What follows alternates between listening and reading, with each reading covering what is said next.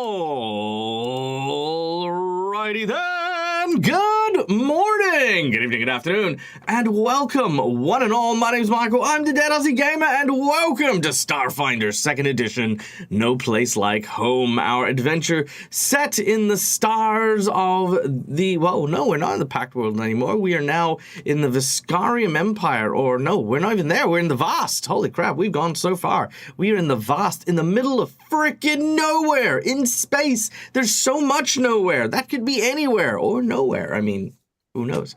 But joining me today are my wonderful and amazing Patreons who support the channel, keep the lights on, and allow us to play and indulge in this awesome and amazing game. Guys, say hello to the folks at home. Hey, everybody. Hi, everyone. Hello.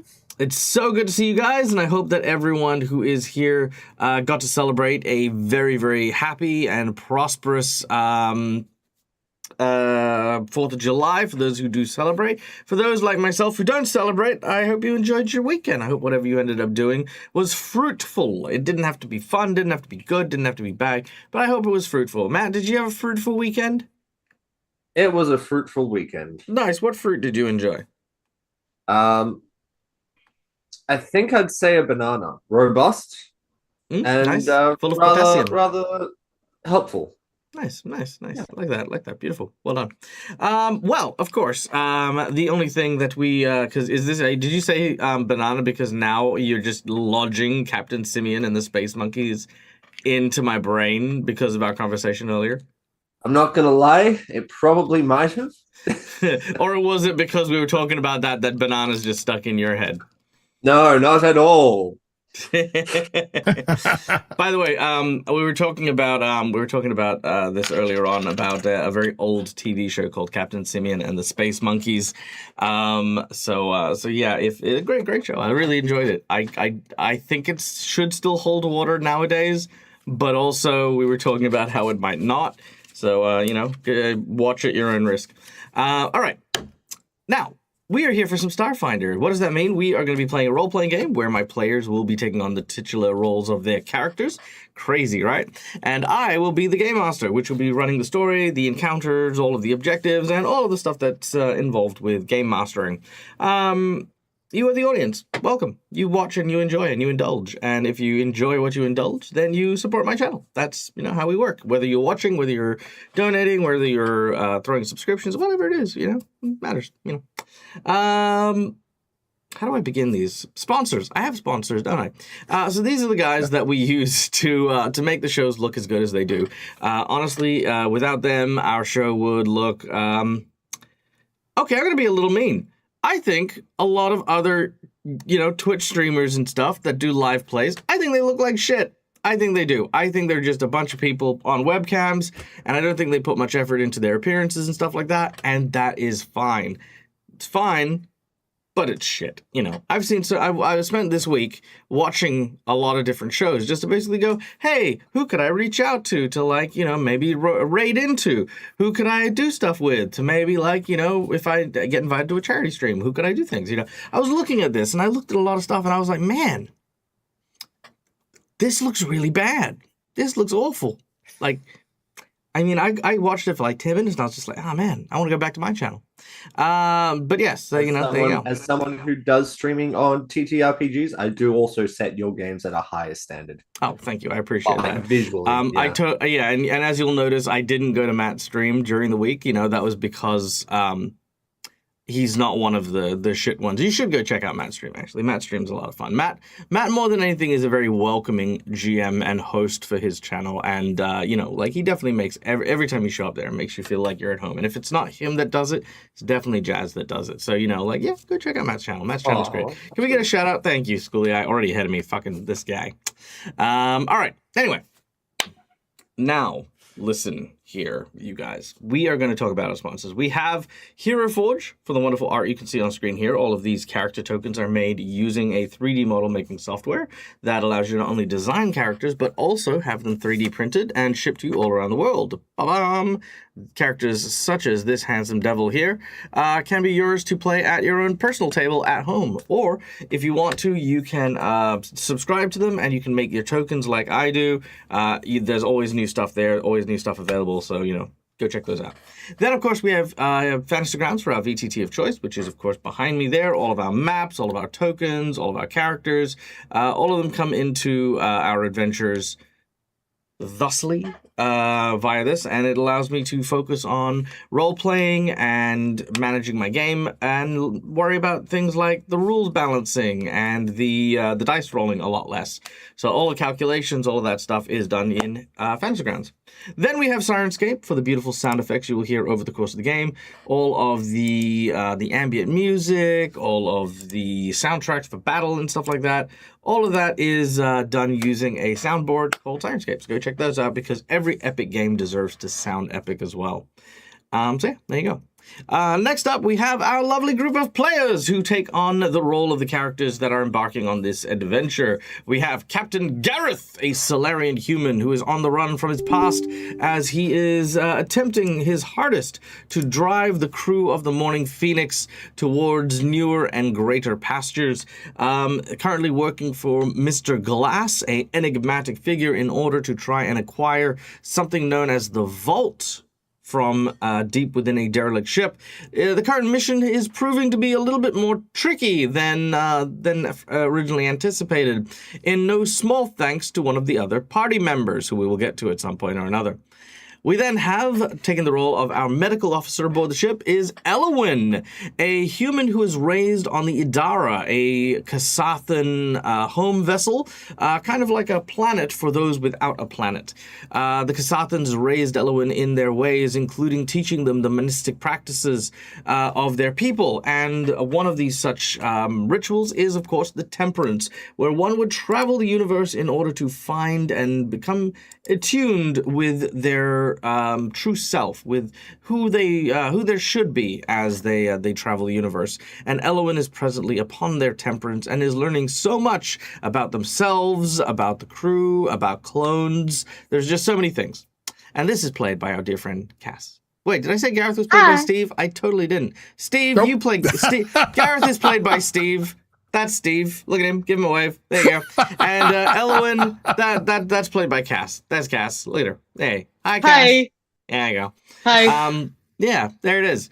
We then have, I got so into the characters, I got so into the bit that I was like, oh yeah, the player. Fuck the player. Who gives a shit? I was so waiting till I knew you were going to twig on it sooner or later. It was just a question. Yeah. Or I would have gone through everyone and just not said and shit. then gone back. Yeah. I'd have been like, yeah. That could have very well happened. All right. Next up, we have taking on the role of Mercutio, who is a robot that currently serves as the housing for a teapot that is haunted by a spirit belonging to a former crusader long in the ancient past. Who learned to adapt to the modern society and become eventually a computer and engineering expert. Mercutio has served the Gareth loyally after saving him from a wayward junker, and now serves as the team's engineer, in short. This is played by our dear friend Marcus, a.k.a. Coreshift. Hello. Hello. Then, of course, we have taking the role of the sassy and soldiery Medellin, a skittermander hailing from the Veskarium Empire who had learned one too many secrets about her Vesk overlords. Escaping into the Pact Worlds, Medellin has been laying low and doing her best in order to try and evade prosecution by the Vesk Empire, working on, sort of free runner ships such as the one that Gareth is on, as a security detail and weapons expert. This powerful character is played by the even more powerful Votaria. Hey, everyone. Hey, Dag. Hi. And of course, last but not least for this evening, we have the very, very mysterious and very, very cunning Noir, a operative Medrosarai who hails from no one knows, whose objective is mysterious and shrouded in mystery. But there is a strong connection between him and an assassin who has a series of clones that they use in order to perform their assassinating before those clones are subsequently decommissioned. Noir, being potentially one of these supposed decommissioning clones, is on the run to try and make a life for themselves away from the assassin industry and away from those who would do him harm. He is also on a mission, but his contact unfortunately fell through, so he was the one who stole the vault from Gareth and tried to sell it, but unfortunately his client met with a unfortunate end, and now Noir is shy one payday and up one payload. So yeah, maybe the crew can work with Noir for stuff. And this is played by our dear friend Bat from All Things Fantasy. Good morning. Good morning. Now, unfortunately, not joining us today is Carlina, our Pathra first mate of the crew of the Morning Phoenix, played by Malakisa. Mali is doing other stuff, more important stuff, and we wish her all the best and hope that we can see her very soon. But in the meantime, we will keep her character safe and secure for now, but yeah, we'll come back to that. All right, last but not least, we have some donations to go through, and that is, of course, how you guys can support the channel and allow us to keep playing games and doing cool things. We have, first of all, a number of ways that you can influence the session. Just by watching the show, you earn channel points. Those channel points can be used for things like insight bonuses, wandering monsters, wandering bosses, divine intervention, divine healing, and so many more. So check those out there in the channel points section. Subscribers, you earn channel points a little quicker. And a very special thank you to Cookie Monster for your gracious provision of subscriptions to some of our members in the chat there. If you do get them, enjoy your new emotes and enjoy your boosted channel points for the time being. Make the most of it. But for those of you who want... It has, thank you, I appreciate it. But of course, for those of you who want a more tangible result for your donations, we have the DAG donations, all of which contribute to the survival check for the month, which is what we need to just kind of cover subscription fees, cover books and stuff, pay portions of my mortgage, let me eat solid food, which at the moment is walnuts and cucumbers, which is, fine. It's good. They are tasty. So yeah. We have for $5 the hero points and jinx points. Hero points red marks, jinx points are purple. Hero points can be used to stave off death, petition the DM for stuff that isn't in the rules, and roll with advantage. Jinx points can be used to counter hero points, make bad guys roll with advantage, and complicate things. For $10, I'll draw from either a deck of plot twists, which I will draw for Schooly Eye, who donated a $10 donation. Thank you, Schooly Eye. You want chaos, huh? I'll tell you what. I'm going to do something special for you, Schooly Eye, because you are someone who has donated very, very frequently, and the plot twists are a special thing. I'm going to draw 3 cards, and I'm going to let you pick one of them as what you think the most chaotic might be. So we're going to go with that. We used to do that. We stopped because everyone just picked random rather than the 1, 2, or 3. So we're going to go back to the first one. So here we go. So Schooly Eye, your choices are... Okay, not bad. We have Tipping Point. Okay, we have the Tipping Point, which is pretty good. We have Deja Vu, which could be very interesting. Funny. And we have Parting of Ways. So Tipping Point, Deja Vu, and the Parting of Ways. So take your pick. All right, so yes, and once that the plot twist is chosen, I then play that plot twist during the session in order to just basically improv some new elements to the scene. The other $10 reward is a Harrow draw, where my players will draw a fortune-telling card called a Harrow. Once they pick their Harrow, they will be able to have GM powers in order to make the prophecy come true. So there you go. That is the power of the Harrow. For $20, you can give someone the coveted golden natural 20 because sometimes shit just needs to work, and a nat 20 is how you do it. It's a critical success, and it is something that can almost guarantee a success in most circumstances. We then have our boss buff for $50, which we will increase the difficulty of a challenge, making a boss difficult, making it fight harder, stronger, change the parameters of victory, or maybe just add some complications. Whatever the case is, the boss gets a massive boost, and if they are defeated, you get a magic item from that as well. So yeah, the group gets a magic item that either you want to homebrew, you can homebrew, or you can ask me to do something, or I'll just figure something out as we go. So that's our $50 donation and the $100 secret menu item. The $100 secret menu item is I'm going to give Noir a special ability. I don't know if I gave Noir this ability as well, but I'm going to give Noir a special ability. Noir's special ability is called the Dead Man's Drive. The Dead Man's Drive is Noir's new ability that when he would drop to 0 hit points, instead he will turn invisible. He will leave a dead clone of himself, a digital clone, not an actual physical clone, in its place as a corpse. And he will be able to take a reactive immediate action to use a stride somewhere. The invisibility will last 1 minute or until he attacks someone, you know, the usual invisibility thing.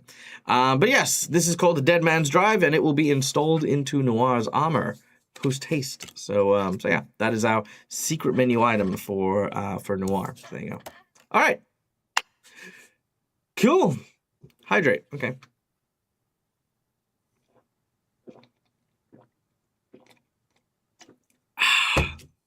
Done. We good? Everyone ready? Yep. Just hydrated. Good. Nice. Love that. Yeah. Wonderful. Okay, then, without any further ado, let us dive back in to today's session. Did I pew someone? I think I did. Okay, here we go.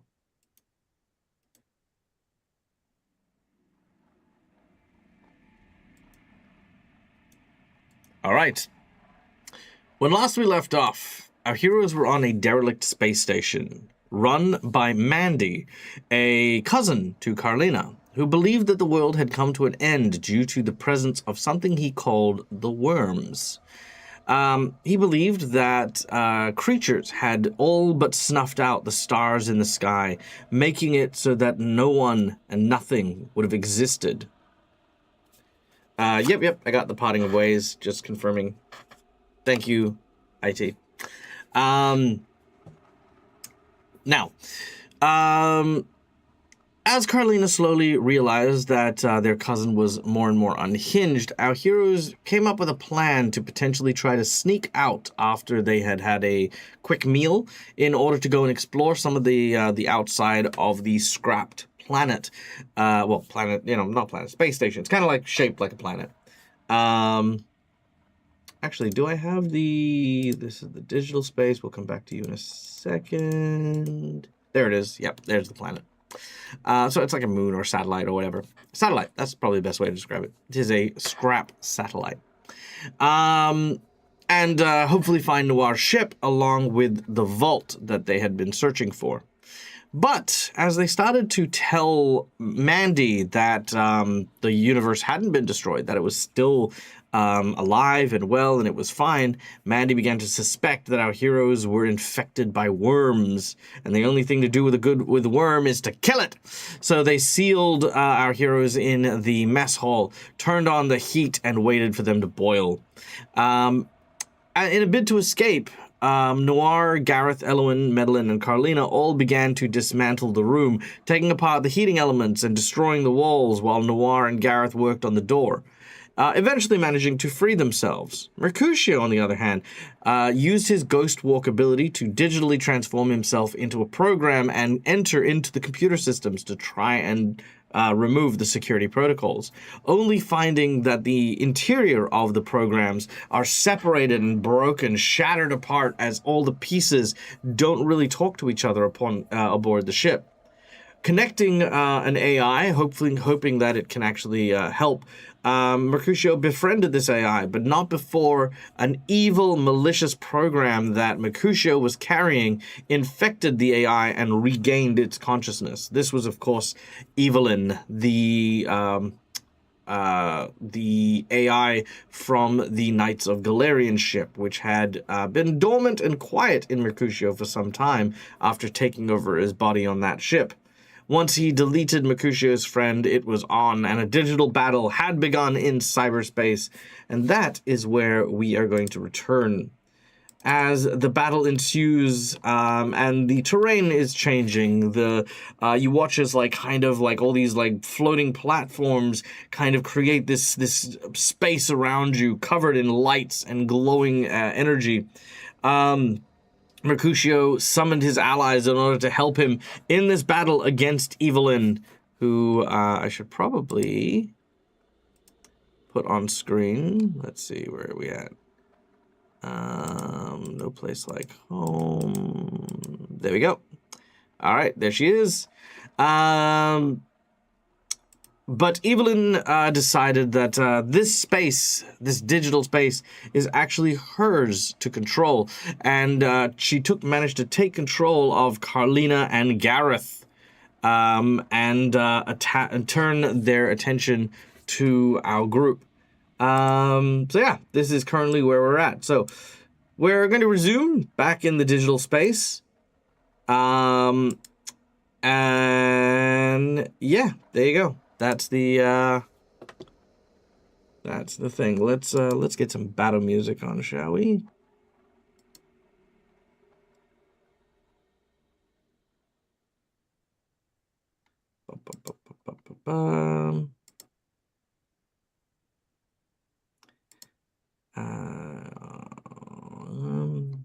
Digital whale moans. That's I have to hear it. What does it sound like? Ooh, that's like horror music straight up. You know what I mean? Like that's like Yeah, I like it though. that's pretty spoopy. That is sufficiently spoopy.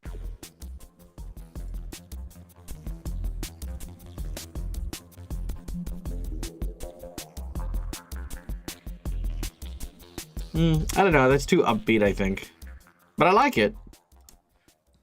That's the way Garrett's feeling now. It's kind of like, hey, I'm going to, in an upbeat mood, destroy my crew digitally.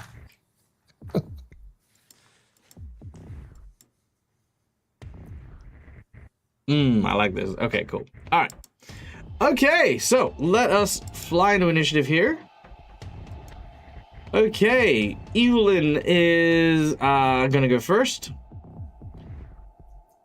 They have managed to convert Gareth and Carlina, but the other members of the group are still free to act as they would like. Evelyn will. Let's see, how will I respond? Evelyn is going to transform one of her weapons into a hand cannon and begin to fire.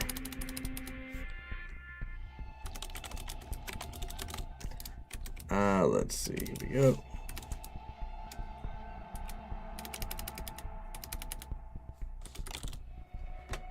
All right, and is gonna open up fire on Mercutio.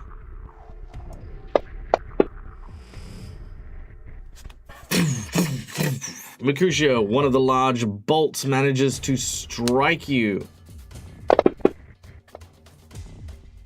for 20 points of damage. Yeah, I would like to use my shield block reaction because last time I did have my shield raised. You did indeed. All right. Your digital shield holds up and it shatters on the shield itself. Tell me how much damage your shield absorbs. Is it the HP or the hardness that I'm looking for? So the damage is going to be reduced by the hardness, and the rest of the damage will go through and deal damage to the shield. You can choose how much that damage that is, because if you take more than half its remaining hit points, the shield is broken. If you take your full damage, the shield is destroyed. Well, the shield hardness is 5. Okay, so that means you've got 15 damage coming. How much of that damage is the shield taking? 15, because it's got 20 HP. Okay, so your shield is now broken, but you take no damage. Yes. So I'm just gonna negate the damage here. Which, did that negate the damage that I dealt to you? Yes. Yeah.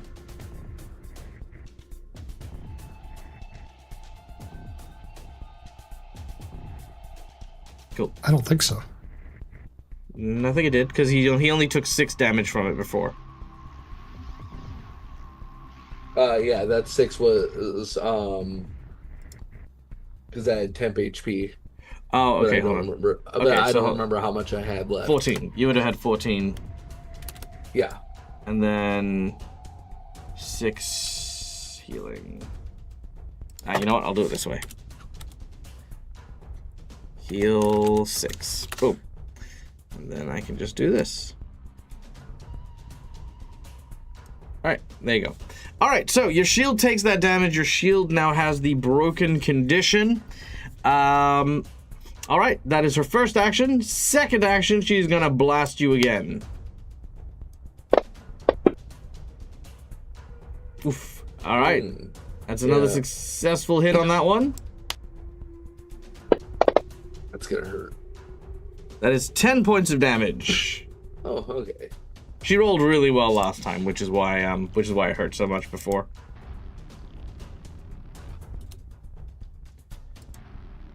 All right. Does she go for the third?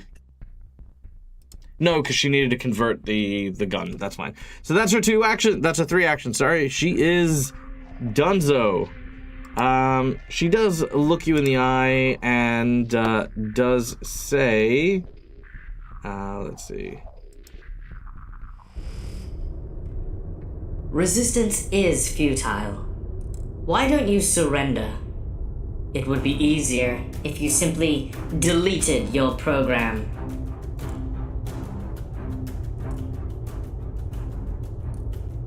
Because nothing worth doing is ever easy. Damn, gain a hero point. I like that. Oh, thank you. That's rad. That was cool. That was a very good line. Well done. Well done. Fuck you. Okay.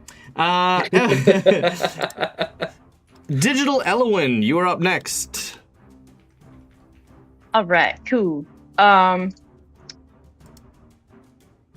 Elwyn she's gonna move just a bit up, not very far, just within Mercutio's line of sight, but not very far. And she is just gonna do the same thing. Her programming is sort of defaulting to one specific offensive move, and she is going to cast Just before you get too far ahead, I do want to remind you that Carlina is still active and is a bad guy. Oh, Carlina is a bad guy. Okay, my apologies for misremembering that. No, that's all right, okay. cool. I will better represent on our board who is and who isn't a bad guy. There we go. Okay, so now you should. I mean, you can't see it that much, but they've got like a red box around them for the bad guys. Yeah, I can see it a little bit. Okay, in that case, knowing that, he will instead turn to Digi Carlina, and her arms are going to develop this like digitized version of like brass knuckles, and she is going to cast on Carlina, Gouging Claw. Yeah. Or not.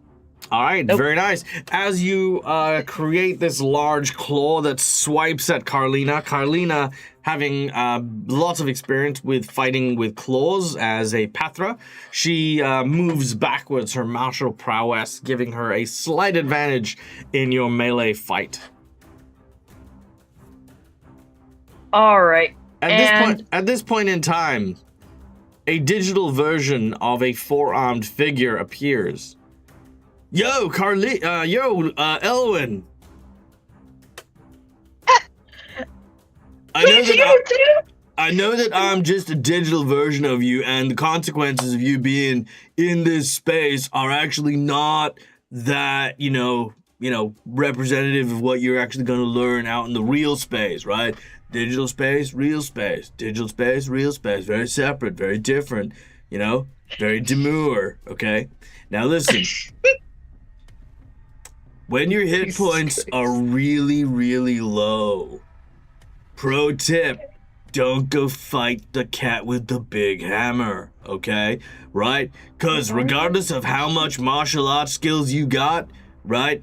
It's gonna be a bogus time if you are, like, nearly dead. Like, just saying. I know in this space is like training, you know? Like, you're really not gonna suffer any consequences because the real Carlina's out there. But in here, you're the real Carlina. I mean, not Carlina, you're the real Elowen, right? And Carlina, she's gonna turn fake Elowen into a paste in a minute. You know, I'm just saying.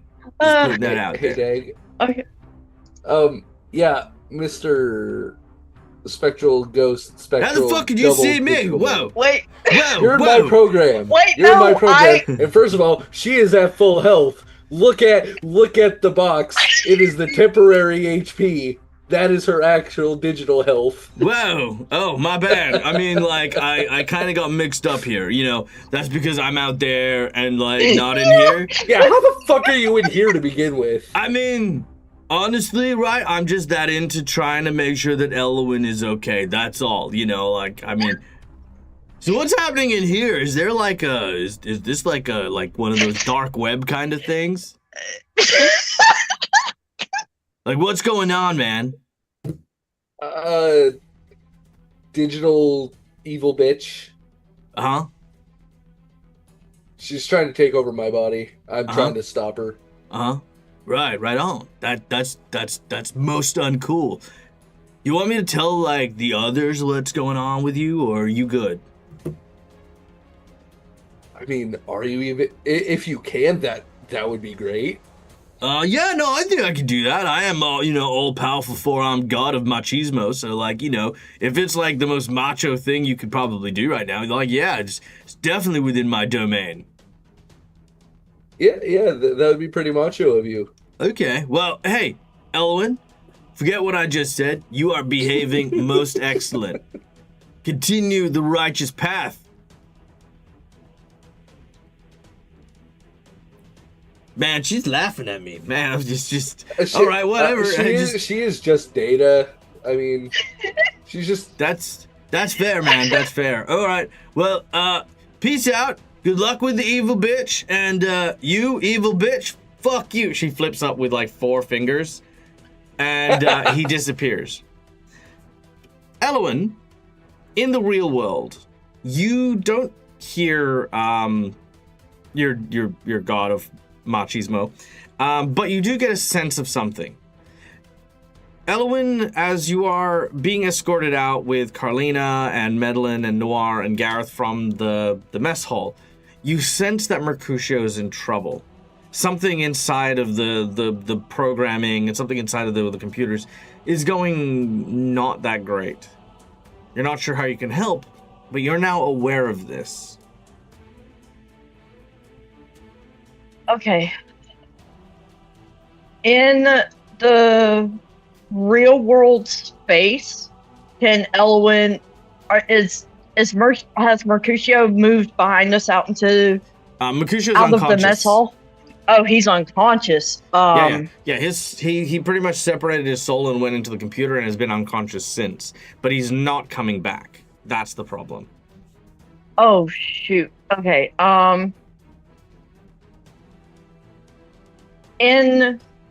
This is player above table trying to reorient to a different map. Garrett's there, Noir's there.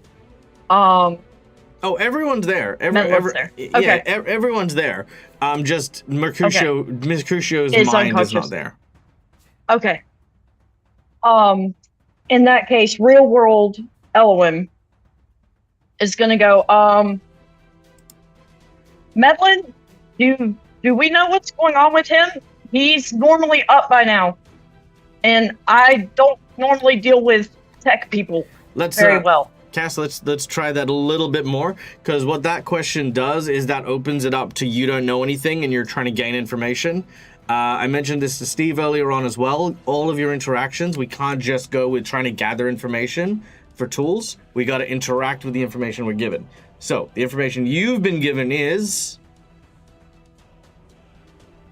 Mercutio's in trouble. And Mercutio's in So trouble. you need to be you need to be providing information, not acquiring it. So what would Elowen provide here?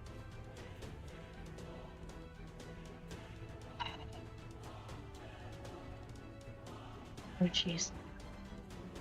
Now, the So- god did speak to you, so I don't know if you want to mention the Yeah. god, because I don't think that's come up before. But you know, it's not even like a maybe, it's a you know Mercutio's in trouble right now. Okay, I know he's in trouble, and Elle would be reading him as... I don't know what Elle would be doing, that's the problem. Well, okay, so Because you I'm no, that's okay. I, You're- as player, am reorienting between two different maps. So I'm yeah, a little bit Oh no, that's lost. fine. So don't worry about Digital Elowin, right? Digital Elowin is just a robot, right? It is code. It's nothing, right? Your Elowin currently is the one that just dismantled the wall. Okay. You're injured. You're burned, and as you are stepping out of the corridor, you get this insight, this flash of insight. Mercutio is not waking up. That's because Mercutio is in trouble. Now, you might not be able to do anything directly here, but you don't necessarily have to be the solution here. But what you do need to do is you need to alert the others that something is wrong. Because if they don't know anything's wrong, they're just going to drag Mercutio around and no one's going to help Mercutio, right? It doesn't have to necessarily, and this goes to everyone as well, the solution doesn't have to come from you. You have to work as a team, right? It's about what everyone contributes at every point in time. But if they don't have the information, they can't contribute, you know? Yeah. Okay, in light of all of that, Elowin would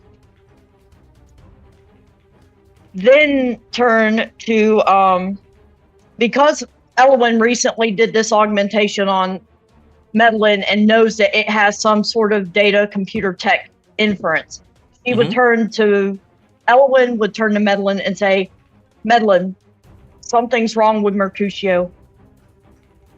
He's normally up by now. Do you know of...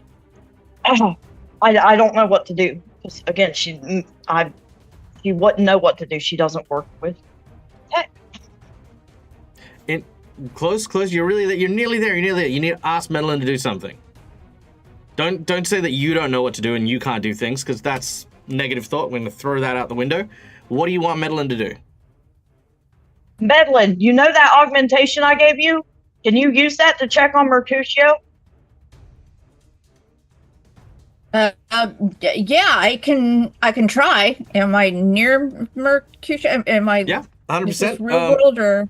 Yeah. In the real world, you guys are just outside of the. Let me just pull this up real quick.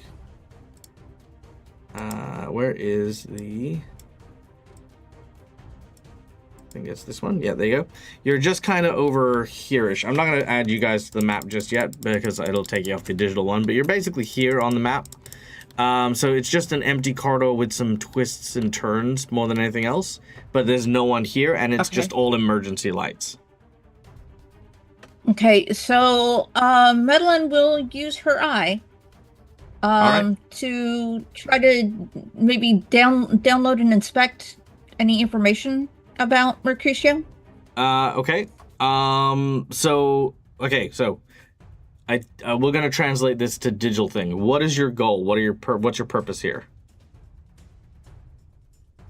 To find out why he's offline and not responding. Okay, that's super easy. You already know that because you know that he has the ability to take his consciousness, digitize it, and enter a computer system. Okay, I already know that. Everyone knows that. Yep. The group knows that. Okay. Elowin, the only thing that I can think... Okay. Having not been here last week, do we know we're in the digital system too? You're not in the digital system. You're currently in a corridor. We don't know about the digital stuff. Sorry. Do you know your digital? No, you don't know what. You don't know what's happening in the digital space. No, I'm completely unaware. Till Elowin just pointed that something's wrong.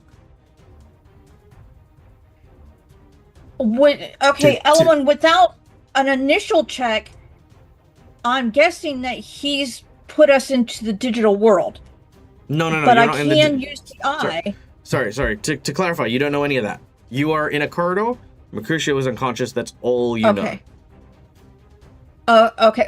Okay, I thought we knew that he could put us into the digital world, or he could go into No. He can go into the digital world. He can go into a computer. He can go into a toaster. He can go anywhere he wants by digitizing himself and entering a computer. That's his power. You've experienced that before. Okay. He's now just done that, and he's not waking up.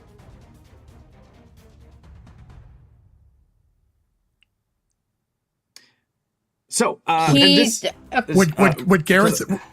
Yeah, go on. Would Gareth have heard Elwyn say that she thinks Merc is in trouble? Yeah. Yeah, it would have been loud. It would have been loud. Yeah, She just would have been addressing Medellin first because of the eye augmentation upgrade. It's like, Medellin, can you tell Merc to get back here? Can you insert data? Okay. I believe we established that Would that be an option? I can do that with the eye. You can. I can upload data. Yeah, you can. Now, real quick, let's do a PSA on Starfinder / let's call sci-fi in general, right? So sci-fi in general, one of the things that makes sci-fi a little tricky is the jargon, right? A lot of people want to know the jargon for science fiction in order to try and scientifically or logically make shit work.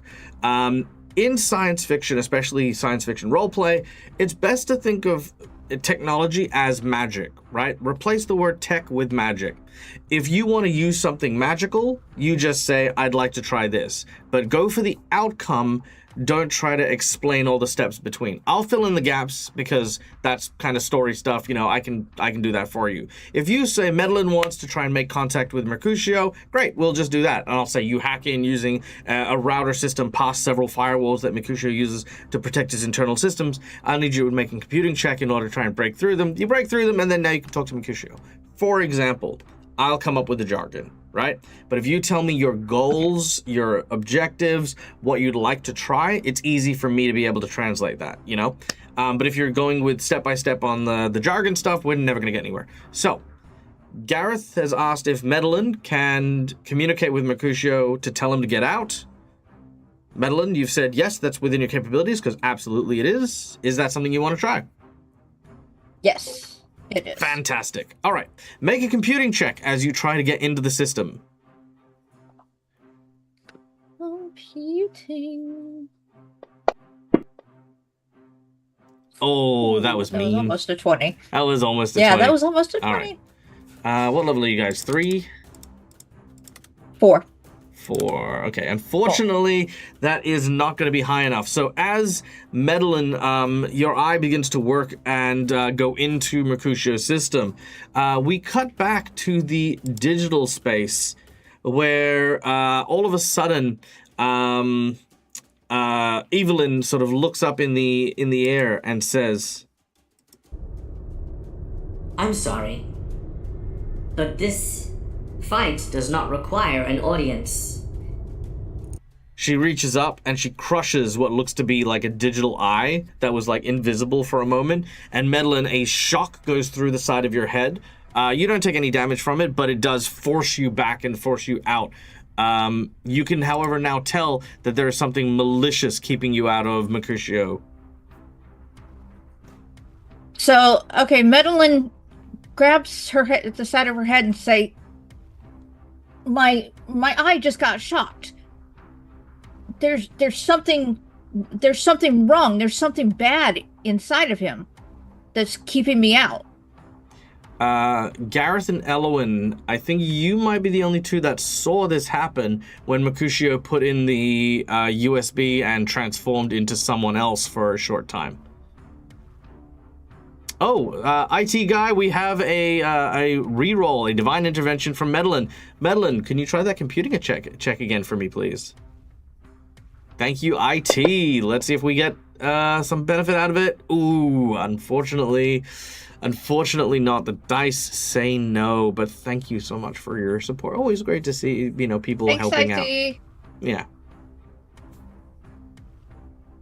All right. So, information has been now given. Something's inside. Something's breaking Medellin's connection. What do you do with that? What you do with that information, we'll explore in a little bit. Noir, you're kind of aware that people have used hostile programs to do stuff in the past. It's not something you're unfamiliar with, but this is a lot of metal to carry around. Just saying. All right. Meanwhile, back in the digital space. So, Elwyn, you have begun to try and attack Carlina, but Carlina has proven effective in defending you. We're going to keep moving, this time to Mercutio. We've established that I can manipulate data too, correct? We have, yes. I mean, if it pleases the DAG, and we'll use a hero point, I would like to edit Elowin's data. Okay, I'm listening. I would like to turn Data Elowin into a big scary monster. Okay, do you have a big scary monster in mind? I do, but I know you're going to say no to it. Because it should be something Mercutio has experienced in the past, which is quite a large group of things. Yeah, Wait, it is. Oh my God, Not Marcus. a Tarrasque. There's two choices. There's two asks. The first one is a Tarrasque. Was Mercutio the one that got eaten by it? Yes. Oh, okay, yep. Okay, and? The second one is a T-Rex. Let's see. I will take a hero point for this. That's not a problem. Now, the question is which would you choose? I would absolutely choose the Tarrasque. Okay.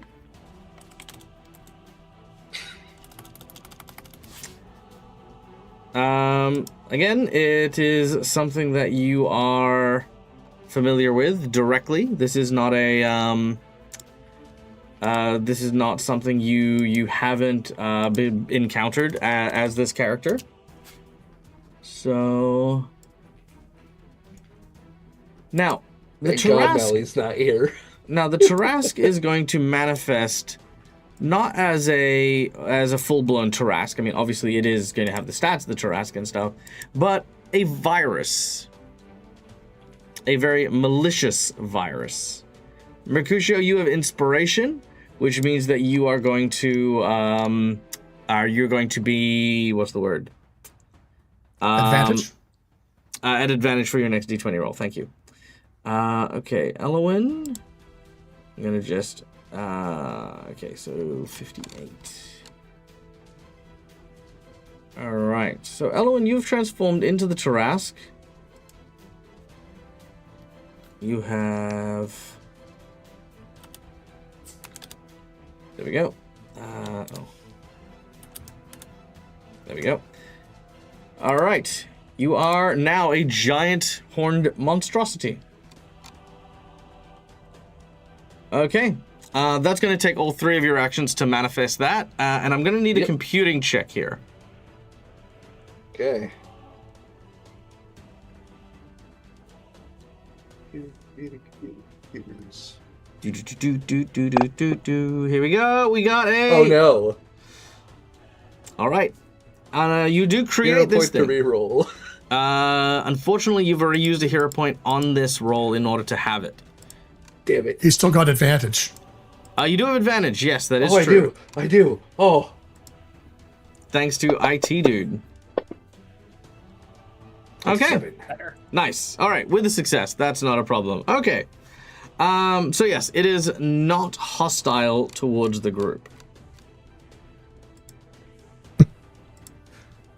All right. As Merc does this, he's gonna go, well, if you're gonna change my friends into enemies, I might as well make an enemy into my friend and recall the memories of his time fighting this thing with his old allies and remembered fighting inside it. And then as it grows, Fighting he's their like, way out. I forgot how terrifying that was. Oh boy. Mm. Good Tarask. Something just dawns on you again as soon as you say it. The words leave your mouth, and then you sort of go, oh, wait a minute. If you could turn my friends into your allies, and then you're like, wait a minute. Oh. Oh. Oh.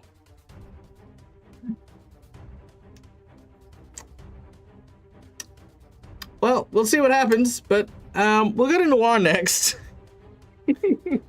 We all just stand there in silence. Yeah. Yeah. It's like, basically, it's like, I know what I'm going to do. I'm going to turn your friends into guns that'll fire at you. I'm going to turn my friend into a bigger gun. Okay. Yeah. Anyway, It's the thought that Digital counts. Noir. Noir, what is Digital Noir doing? Digital Noir. He's gonna the pistol in his hand is going to dematerialize, and the assault rifle is going to it's gonna kind of appear out of pixels and whatnot. Nice. As he's after a bigger gun. Mhm, Can he make a shot at Evelyn from here? Yeah, absolutely. Like, honestly, Fantastic. the Tarask is so big, you can pass straight underneath it with a full round of, blasts and stuff. Wonderful. Well, Noir's programming is to take out Evelyn, so that's what he's gonna do. All right. Has Go for it. Evelyn been marked, actually? Yes, you have marked her. All right. Then let's make our shot, shall we? Ah, well, that makes sense. The It's so Tarask close to really on the good. bullets, and I'm like,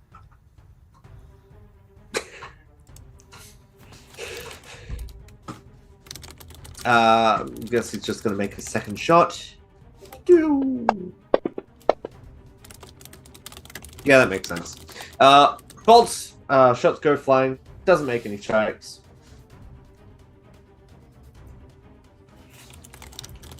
That's pretty much Digital Noir done. All right. As Digital Noir tries to fire through the legs of the Tarask, Evelyn raises several of these digital blocks and eats up these bullets as they defend themselves against the attack. Medellin, Digital Medellin. Okay. Carlina, Gareth, and Evelyn are our targets here. Does she know that Gareth is a target yet? Because he hasn't acted. Yes, because, kill. Okay. You would Just so, double checking. so Carlina Yeah. and Gareth actually look like her, is how he described it. Is Yeah, that yeah. she You're looks basically wearing the same clothes, you just have her visage. Perfect. I knew that Carlina Okay. had, but I wasn't sure that Gareth had. So Medellin Focus the is main going to one. move. Medellin's going to move over there because there's a huge Tarask blocking her. Yep. Well, no, it's not blocking you. Again, it's a skyscraper, basically. Oh, okay. You can run straight through it if you'd like. Yeah, you're not. It is hindering you. It is not hindering you in the slightest. Woo! Okay, she'll move over then, and she is going to materialize the Plasma Doshko Nice. and attack Evelyn. All right, let's do it. You swing at Evelyn. She creates like this, again, series of bricks that create a shield. As your Doshko hits it, it cuts into it a bit, but doesn't break all the way through. Okay, and she will swing again. Bringing it down, and once again, she moves the shield up. This time you actually cut through the shield, and it shatters. But again, she avoids the damage. You have a net 20. Okay, and with That was your 3 you know turns. what? I've been sitting on that nat 20 for a while. You want to Why use a don't I nat use 20 it? on this? Yes. Yeah, we can do that. All right. That will Let's see. So that is a 23. Her AC is... Where's your AC here? Also Is 23. it That will worth- be... Okay. Yep, Okay. that's what I was just finding out. So that is going to land... That will be a worthwhile critical hit. Okay, There we go. All right, crit. so, yep, hit the crit button. So this time, as it smashes through the kind of digital shield, it slices at her for 15 points of damage. She's pretty mad about that. Carlina's been given the instruction to deal with Mercutio, and that is what Carlina will do, as Carlina, using their mighty pain hammer, will try to whop Mercutio, but will miss, as Mercutio deftly dodges the attack to one side. With a second attack, once again, the attack misses. And Carlina is going to try and step around in order to try and get a better angle on Mercutio. Gareth, you're up next. So, what was Gareth told to do? Like, is he told to protect her or told to kill Merc? Kill Merc. So, he's going to do that. He is going to go straight at Merc. And he will have manifested Solar. And he will swing at him. All right, go ahead. Yes, get the... Come here, come here.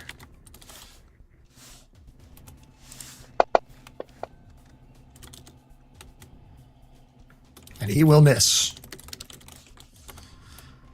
And that's it. Merc That's is all 3 actions. remembering All right. Garrett's fighting style and just ducks at the perfect time. Yeah, you've experienced it plenty of times. All right, now we come to Cascantua. So, you are now in the mind of a giant and big old virus creature. You see 3 versions of Evelyn around you, and you have plenty of means to attack if you so desire. Your destructive frenzy would allow you to hit every single one of them with ease, but with a risk. Attacking Gareth and Carlina, they are very close to both, they're very close to Mercutio, so there is going to be a percentage chance that you would accidentally hit Mercutio when striking those characters in particular. So, my question is you can attack and you can do whatever you want in the body of the Tarrasque. You just need to decide what that is, remembering you are like a skyscraper-sized kaiju type thing. This is so fucking sick. It is. It's so good. My question is, in this transformation, would digital LOM be aware, or is it just straight Tarrasque energy all the way through? There'd be some minor awareness, but mostly like, imagine if, you know when like people turn into like monsters and stuff, there's like a little bit of themselves, but predominantly instinct and stuff, that. And you're not technically a monster, you're technically a virus, so your protocol is to delete everything and eat it. And Marcus, you made a choice. We're going with the destructive frenzy. Okay, destructive frenzy it is. Okay. I need you to roll me a d6, please, Cass, and let's see which is the first of the victims that you're going to target. I'd have been disappointed if you hadn't done the destructive frenzy.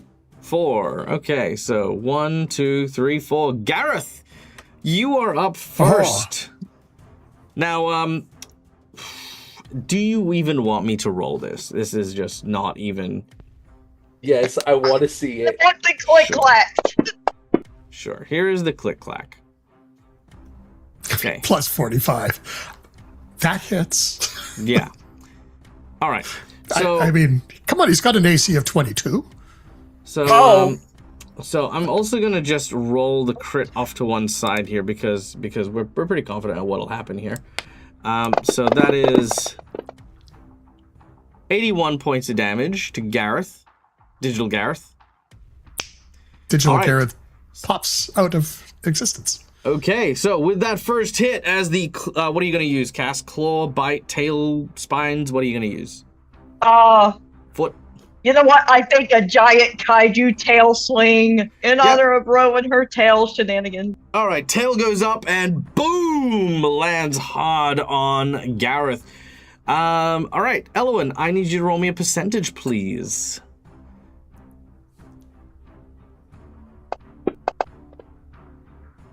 $64. Mercutio, you have narrowly avoid getting flattened by this tail as well, as Gareth poofs from existence. Well, more than poofs, he kind of breaks apart and then is consumed by the tail of this great creature. All right. Next attack, roll me a d6. Good job. All right, that one's gonna go for Carlina. What are we gonna use this time? Are we gonna use a bite, 2 claws, or your horn? Horns. All right, you raise up your head and slam it into the ground with all the force you have. Let's see what happens here. And by the way, this is already with the second attack penalty, just so you know, it's already calculated. So there we go. Also a critical hit. Oh, it's only a plus 40. I know, terrible. All right, so the head goes back, and the damage on this is going to be...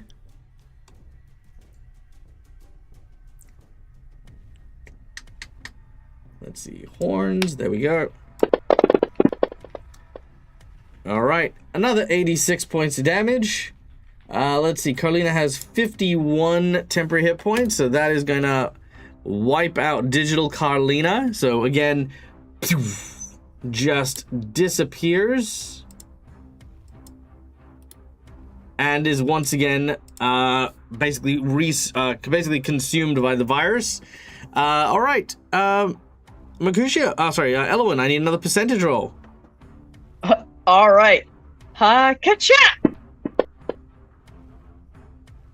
And again, narrowly between both of the horns as it slams down Mercutio, you just avoid getting crushed by the skull of this great creature. Now, last but not least, third and final attack. Let's see how this goes. We've Another D6? No, because this is gonna go for the last remaining bad guy. But you've only got your claws left, so let's see what happens here. Weirdly enough, still a critical. Okay, and that is going to be...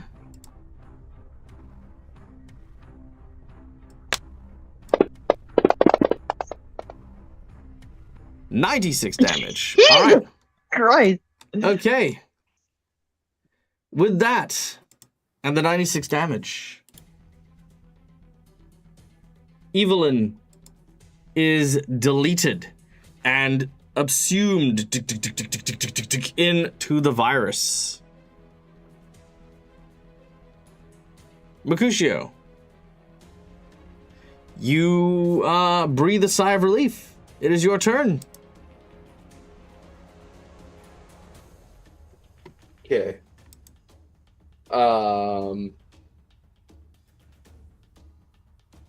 I would like to, because we're still in initiative, I don't trust this. I would like to do a total program purge. Not bad. Okay.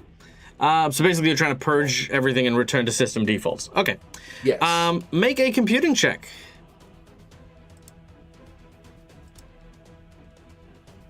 It's not impossible. Because Merc doesn't believe that she's gone. He's in his mind, okay, I've only got a limited amount of time to do this. I need to do this and it's... Hero point, please. Sure, not a problem.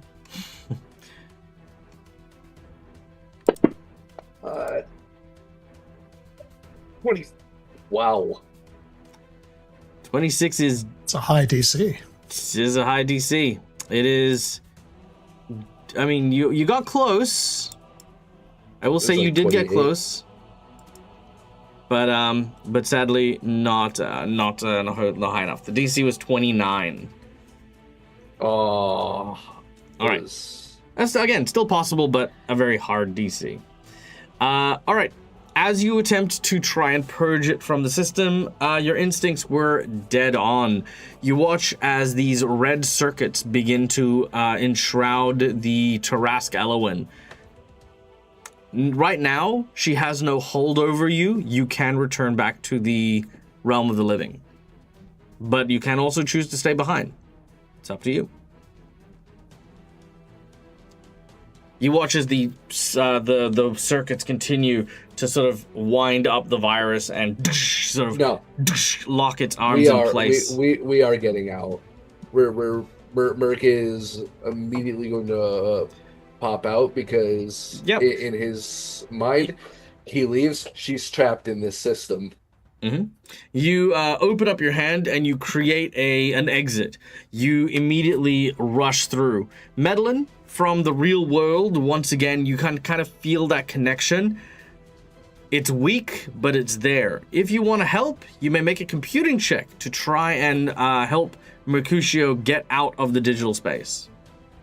Yes, I will. Yes. Oh, yeah, sorry, ignore that. That was still the previous DC, but that will... actually, that might... Hold on. Oh, that was almost a crit success. All right. Okay. So with that, as you basically reach in and you kind of help from the other side of the door, it's almost like both of you are turning the handle at the same time, one pushing, one pulling. The door comes loose super easy, Mercutio, despite the barriers put in place by Evelyn. You then fall outwards from the digital space and emerge no longer in the space you had both created, but instead in a corridor. Excuse me? No. Bad. No. I just want like chill music. Can I have chill music, please? Oh, I thought you were doing like a bit because I'm not hearing the music on my end for. You're not? Hold on. No. Oh, I heard it. No, I heard it. You heard it? Okay. I thought you were doing a bit like you wake up in a corridor. No, bad Mercutio. You're still in the data realm. No. I do love that music, but no, that wasn't what I was looking for.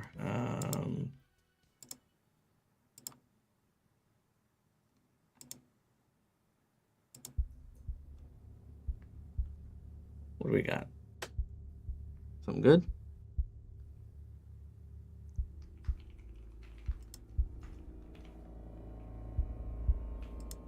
Yeah, this will do. Okay, so you awaken in the derelict ship. Now, don't worry too much about the layout of the ship. This is just for, like, corridors and stuff like that. You are surrounded by your teammates. Medellin, in particular, is kind of plugged in to where you are. Digitally, mind you, not, physically. And you regain consciousness as everyone can see Mercutio's telltale skull now reappearing.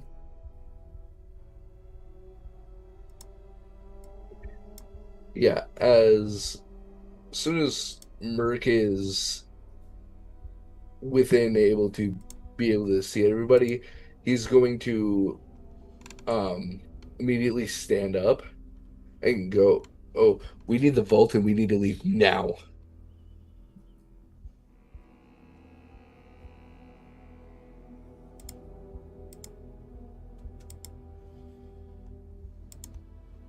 I'm glad your sense of urgency caught on to everyone. I'm feeling it. Like, yeah, it's how incredibly urgent. Madeleine's in a little bit of shock. Okay. Yeah. Okay. Yes. yes. After that little eye buzz. That's fair. That's fair. I will actually. I'll give everyone this as well because I know that we do have some players who sometimes do have problems, kind of like conceptualizing what they want to do in any given moment. One of my best tricks that I have when it comes to like improv, especially when you're in a moment and presented with something, even if your character is experiencing like shock or confusion, or if they don't have anything to contribute or say, vocalizing it helps. And just working on a few phrases like Noir stands there in disbelief, like at what Mercutio just says. You're not saying anything, but you're still vocalizing that your character is present in the scene and has acknowledged something has happened. Yeah, even though it's easier, obviously, if I don't have something to say, I don't say anything, it still places you in the scene and still builds it up without you having to then obligatorily respond. Because, again, like, for example, Gareth might not say anything in this moment, which is fine, but then having that moment where Gareth says is, Gareth is curious as to what Mercutio is saying, but listens to see if he continues. You know what I mean? Like, if you're expecting more information. So, yeah. Practice stuff is always a good thing. Well, Noel's got to rub his shoulder, probably because he dragged Mercutio out. Mm-hmm. Glad you managed to be awake. What do you think we were doing? Standing around having dinner?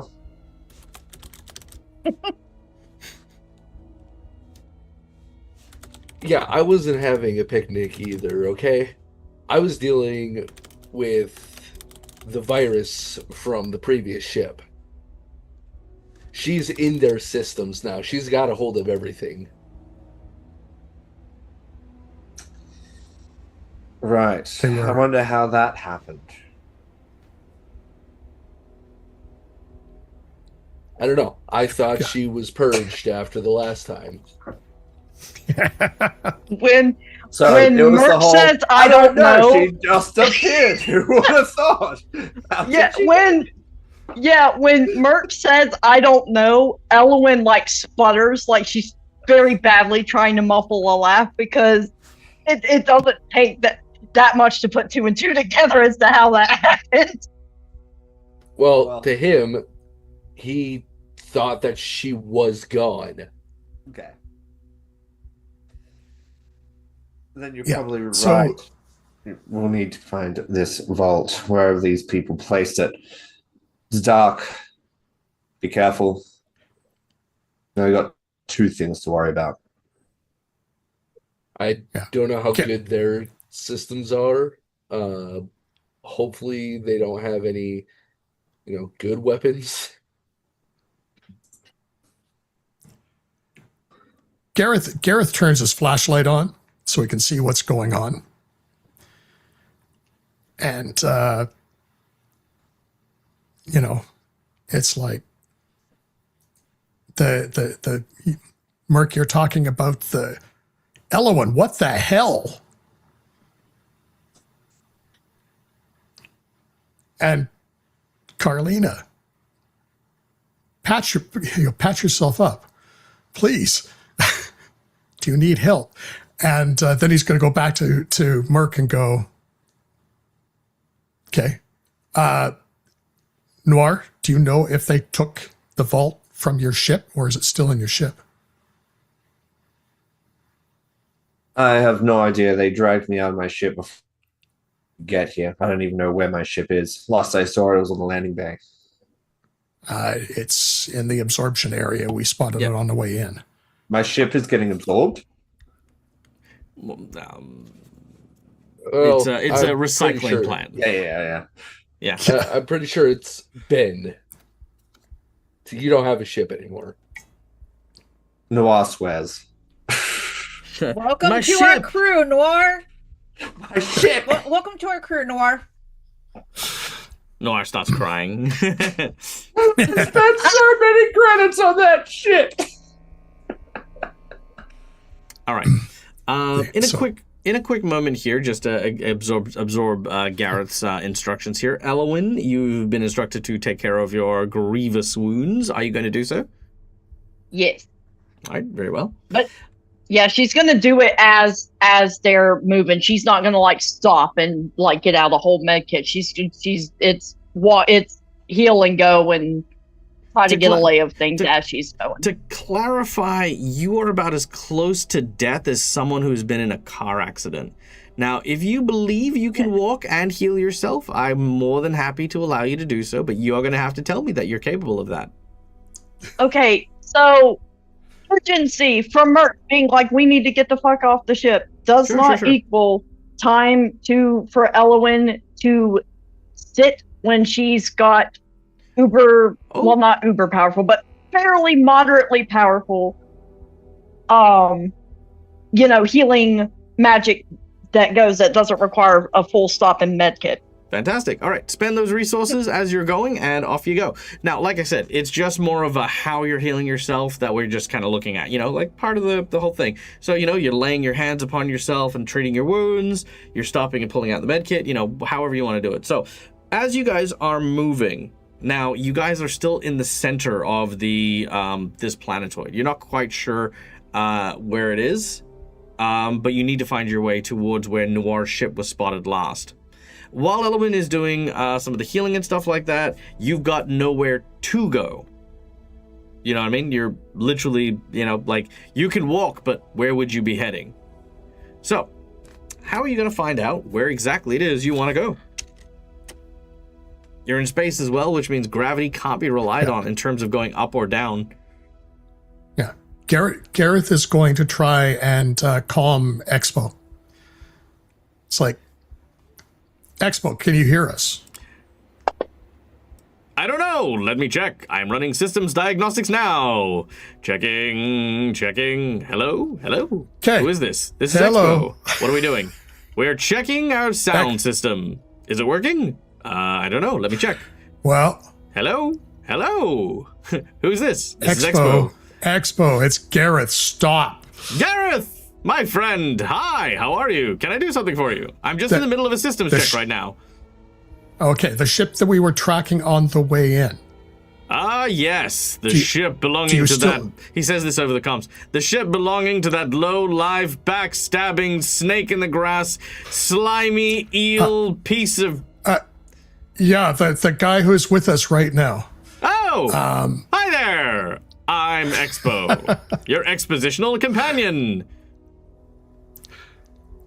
And would you like help writing a letter? Gareth is going to look at Noir and go, you'll get used to him. Maybe.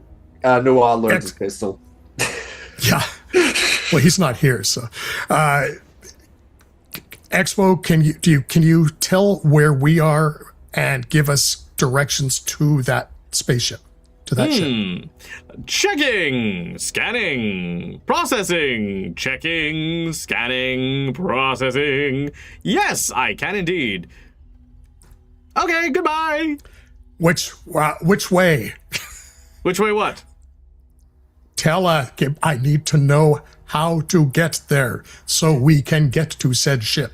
Oh, I Give see, me I see. the information, please. Absolutely. Downloading the information to your map right now. Enjoy.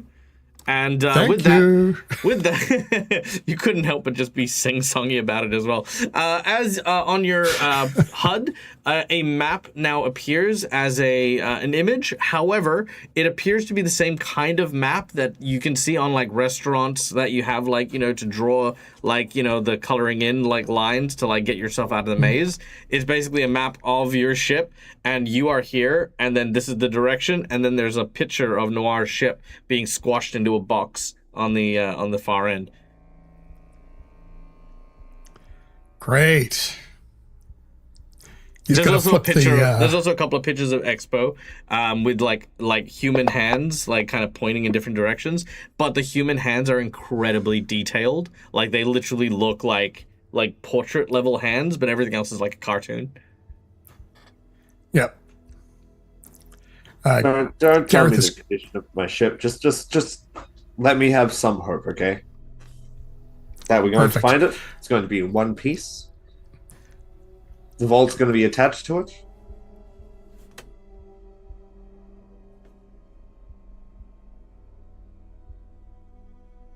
Good. I'm glad. All I right. think Gareth was trying to say something, but might have been muted. Yep, it was. Hope is great, isn't it? Okay. Elowen, have you done your healing? Yes. Fantastic. You are looking nice and healthier. Now, did you use the heal spell?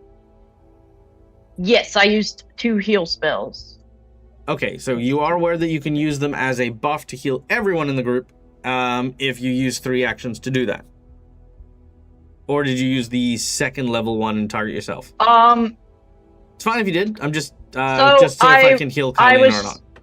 All right, so I was trying to use the 3 action one, but when I was trying to get it to hit like the full radius of targets, it wasn't responding correctly. So I just no, that's okay. Let me show you how this works. So basically, if you wanted to, you can target characters.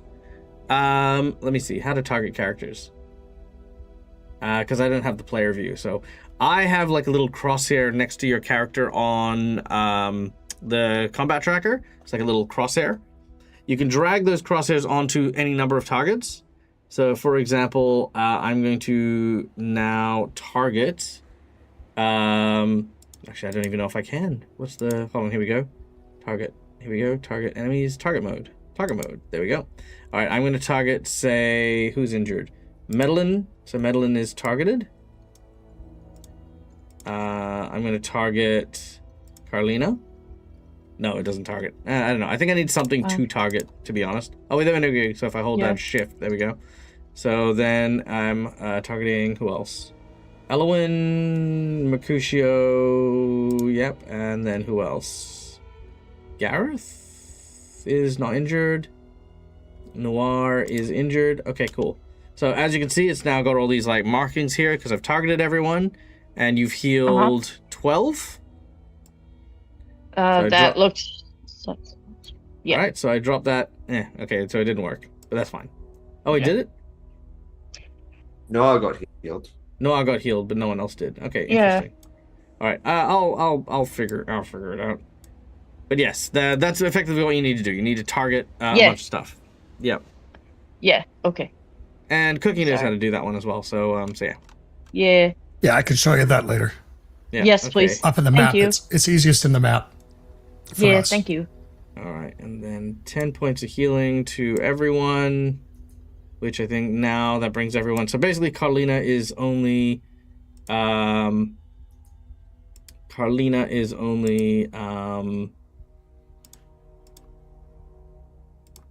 only one injured on 10 hit points. Elowen's still injured. Oh, and Elowen, sorry. Well, yeah. Okay. Also, I do just want to add for a little bit of like flavor as she's doing this magic. Everybody will just hear like it's almost. I would imagine it kind of sounds like a poem, but it's in Kasatha, and it's just like a little healing mantra as she's healing everybody up because she very much defaults to speaking Kasatha anytime she's doing anything healing or more meditative. All right. Very well. The healing waves mend the burn wounds and the cuts and the bruises and stuff like that. You all are feeling pretty okay. The next comes the hard bit, and that is navigating the corridors of this impossibly large ship in order to try and find Noir's ship. So I'll need everyone to make me a survival check to figure out the map. The map, the maze. Could I perhaps the do restaurant maze or spacecraft instead? Sure, I don't mind. Actually, given that this ship is technically the compilation of so many different types of ships, your information would actually hurt you rather than help you with the lore. Gotcha. Do you know what I mean? Like, it'd be like, oh yeah, it's down this corridor because this is what this type of ship is. But then you walk down that corridor and you're in a different type of ship, you know? Also, just throwing something out there. Lore engineering? Again, same problem. Your Okay, knowledge I would serve as a figured. yeah. This place is nonsensical. Okay. All right. 19 is our DC. So Gareth and Noir, the two of you are doing pretty well. Madeline, Yes. waiting for your check. Waiting for your survival check. Survival. Yep. You good? Yes, finding it in the list. Okay. Cool. All right. So Madeline, you as well. Noir, Madeline, and Gareth, the three of you are able to interpret the chicken scratch that that Expo has presented to you, and begin to make your way towards where you believe you need to head. Now, as you make your way forward, Madeline, the path ahead seems to lead you to what looks to be an elevator. You need to use the elevator in order to get up to the next level. Is the elevator working? As you go and inspect it, it does seem to work. You call the elevator, and in a short amount of time, the elevator arrives. But what you see is an absolute sight of carnage and horror. A person, one of the scavengers, is dead inside the elevator shaft. The elevator. What do you call it? Room, Car. cabin, whatever, compartment. Box. We call it a car. Car. Yeah, there you go. He currently has a massive bullet hole directly into his head, spraying a glorious shade of brain onto the back of the car. His guts and intestines, however, have been pulled free from their housing in his stomach and are now strewn about like confetti in this room. It is literally like a festival of gore and blood as the doors open. He is the only occupant of this actually quite large elevator, and the light just flickers. You notice that there is a screen on the side wall. So you've got like the numbers. So imagine, if you would, the doors open, you'd have the panels with the buttons where they normally are on an elevator. And then on the wall, on that same side, is a big computer screen that is just sort of like static. Okay.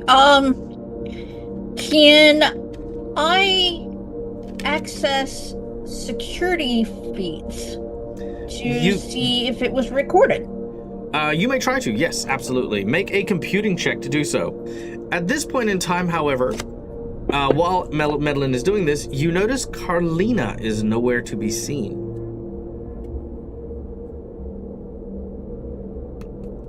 Carlina has also temporarily turned off comms. This is our parting of ways card. Guys, it looks like Carlina may be off having fun without us. Well, this was while you were doing this, so you're currently in the system, so you haven't noticed just yet. Yeah. Okay. Captain, I'm accessing the security systems to see if I can access the camera to see if I can see who did this. Okay. As you're doing that, the others notice Carlina's missing. Does anyone do anything about that? Where's Carlina? Going anywhere? She made no mention of where she was going. Elowen, you look back down the corridor. She was with you guys not too long ago. Definitely enough to get healed, mind you. Like, she was definitely there. But through the winding corridors, you, at some point or another, just kind of lost track of her. Is this a normal thing being part of your crew, Captain Gareth? You just lose people? No. I'd lose This is my not a fucking good patience sign. with you, you fucking... Not yet. He's holding his stuff. Yeah. What he is doing is he is solar attuned, which I believe casts like light from him. So he's saving his flashlight batteries. Just because it's still dark out. It's going to hit his comms and go, Carlina, where are you? There seems to be no response. Great. Merc's I'm going to die. gamble that her cousin's not going to hurt her. Let's keep going for the vault. One thing at a time. Okay. As you continue, Medellin, you can make me, what was that computing check? 27. All right. You managed to get the feed up, but obviously you need a way to display it. The screen, very aptly unused presently, flickers to life with a feed of exactly what happened. No, get out of my head. No, you'll never take me. You'll never take me. And you see this guy putting a gun to his own head as he blasts, but the bullet stops. It floats in the air above his head. He's like, no, you can't do this. You can't. And you see something hit him in the stomach, opening his chest cavity. And then you watch as his entrails are kind of pulled out. And you see what looks to be a writhing mass of what looks to be almost translucent kind of worms, basically covered now in blood. It's like they've kind of manifested an appendage to pull these out and stretch them out. You then see as they burrow their way into the body, and as they do so, he says, no! And then that's when the bullet that was frozen just finishes its trajectory and hits him in the head. At this point in time, you're guys, unsure what you've seen, but you remember the conversation, and this is because you weren't here at the time. You remember the conversation that Carlina was having with their cousin about how worms had killed all life in the universe.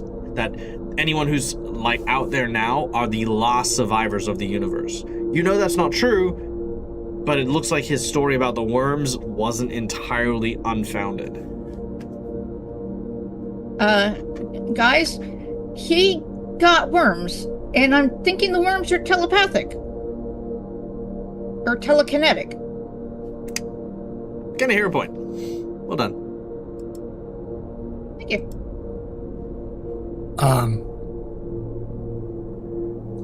Are they still there? You watch the footage and you fast forward it, this happened maybe 20 minutes ago, give or take. There's no movement from the body after they entered it. They didn't come out, so we still got worms. Get clear. And Gareth is going to trigger his supernova effect in the elevator car. How big is this elevator car?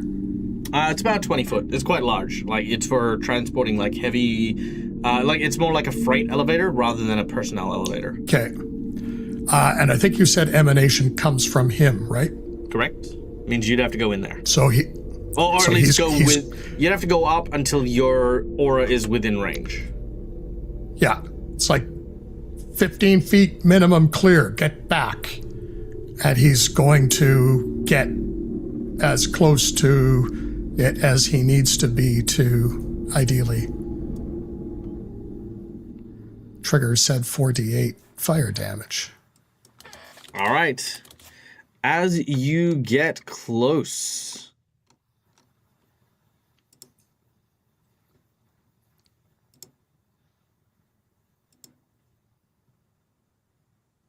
this might be loud. I do apologize in advance.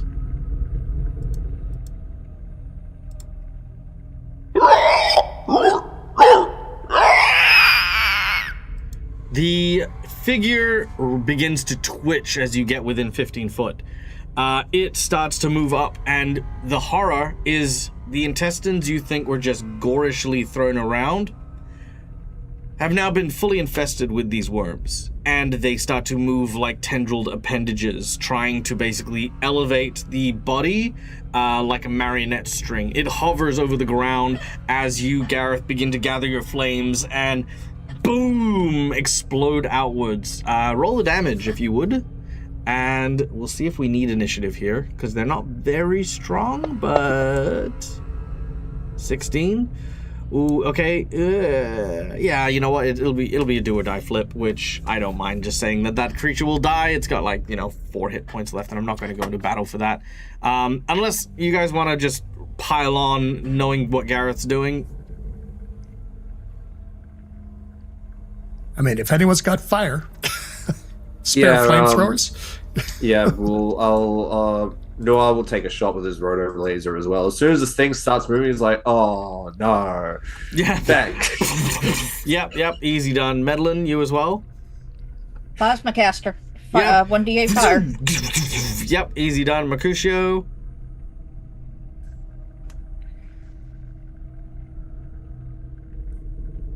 I apologize. My headsets are glitched now. What happened? There is a zombie. Everyone is throwing things into the elevator cart in order to try and destroy the zombie. Do you wish to contribute? I have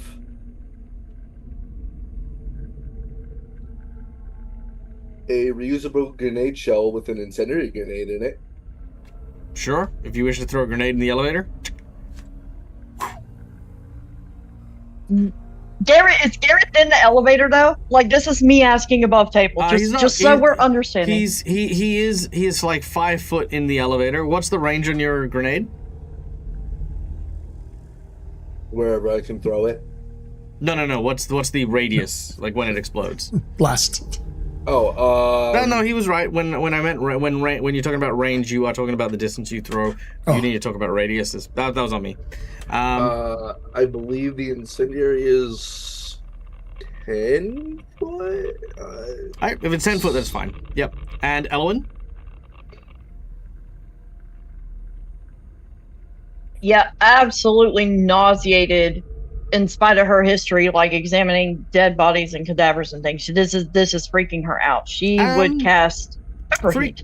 So yeah, fair enough. I'd say freaking out, but I want to say that Elwyn, I think, would probably be the most composed, because I know this is going to sound gross, but Elwyn's probably done stuff like removing worms from animals as part of your medical training and stuff like that. You know what I mean? Well, like you know, more internally like composed and doing the job, but like internally the way it kind of looks like a Thor festival would be perturbing to her on a deeply emotional level. But she's still like outwardly composed. Internally, she's like, that's disgusting. Oh yeah, 100%. I also want to pose another interesting question. Mostly this is the difference between a medic and a xenobiologist. Is that obviously with medicine in a fantasy Starfinder kind of setting, you talk about like obviously the medical practices of each individual, but xenobiology is about the study of alien biology, which of course these parasites, these creatures, these effectively invisible worms, as it were, are behaving in a way that obviously animals and creatures do. Would Elwyn find any fascination in these as creatures, as a biological study kind of thing? Like, why do they do these things? Are they intelligent? Is this some sort of survival mechanism? Is this anything that Elwyn would be considering? You know what? Actually, on a base level, now that it's been posited to me, yeah, she would be not enough to like try to collect samples or anything like that. Like collecting samples in this moment would be too macabre for her. Sure, but there is this internal curiosity, and I actually think she would be wondering if these worms work in a similar sort of infestation fashion to the swarm. Not that they have the exact same mechanisms, but it's a similar kind of absorbs something. Yes, that absorb it and consumption sort of killing instead of like a more traditional mammal predator type of killing. Like she would be trying to internally connect those dots as she's moving. Thank you for positing the question, because No. I, as player, I'm like, I'm a little naughty. But Elwyn would not be. I have to do a little bit more delineation between player reaction and character reaction. No, that's perfectly fine. Like, Keeping in mind, like a parasite? Parasite or symbiote.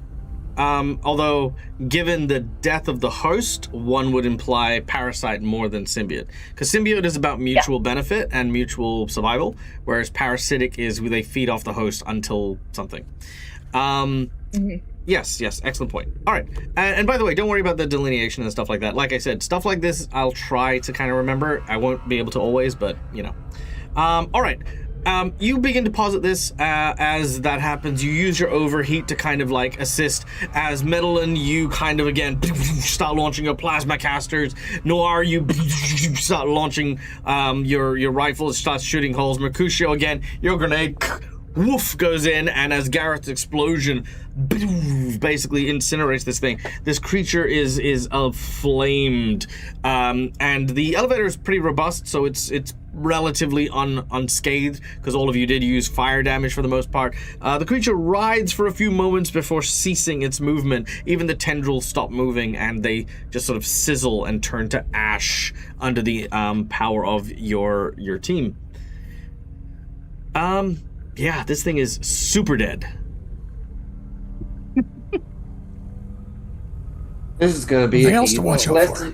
This is going to be a pleasant walk back to the shipyard, isn't it? I wish I had these things back when I was a recruit. What? Gareth is going to look at Noir and just say, "You have a real talent for understatement, don't you?" It's a true gift. Agreed. So they're going to... Shall we carry on? All right. I mean, Merc is gonna retrieve the grenade shell because it is a reusable grenade shell. Yep, sure. You got the empty shell that, you got. Cool. It replenishes after 24 hours. Yeah, it's fine. Another one. It's very cool.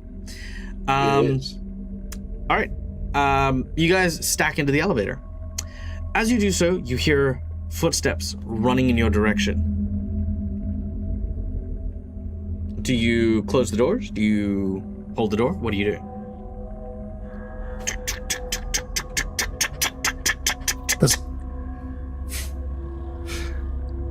Is that possible? Do we think that's Carlina?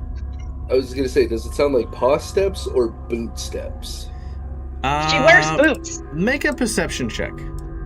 Does she? Oh, I thought she walked I'm around. pretty sure Carlina wears boots. I thought Does she wear walked boots? around See, now you barefoot. make me want to know. No, I I'm not imagine. sure. No, I imagine if she'd grown up predominantly on a junkyard, there's like lots of sharp objects and stuff like that you wouldn't want to mess around with. All right, Gareth, you can't tell from the sounds of just the footsteps. Yep, no. Noir's gonna hold the door open. Okay, Noir, you hold the door open. As this individual, sorry, bear with me for 2 seconds. If Noir's holding the door open, I'm holding my plasma caster up, aiming. Yep, no worries. Is anyone else preparing anything? We're good. Gareth's I'm still readying in his- divine. I'm readying divine lance. Okay. I mean, guy Gareth comes is around the still corner. photon attuned, providing light. Yep. You continue to glow. There isn't much light in the corridors themselves. It's all still just the emergency lighting. Okay. Imagine if some poor guy with leprosy came around the corner and just ate a divine lance because Ellen jumped the gun.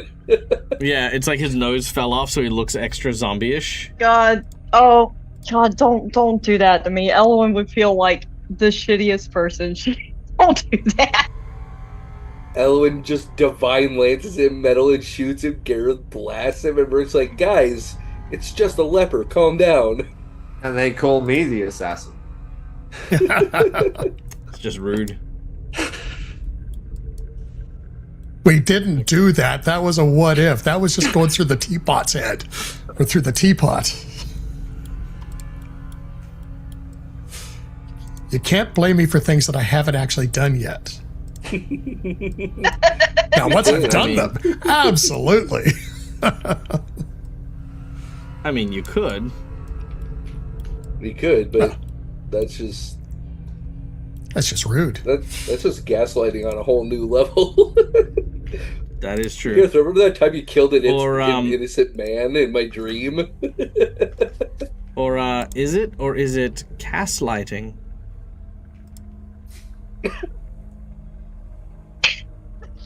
Crickets. I regret nothing.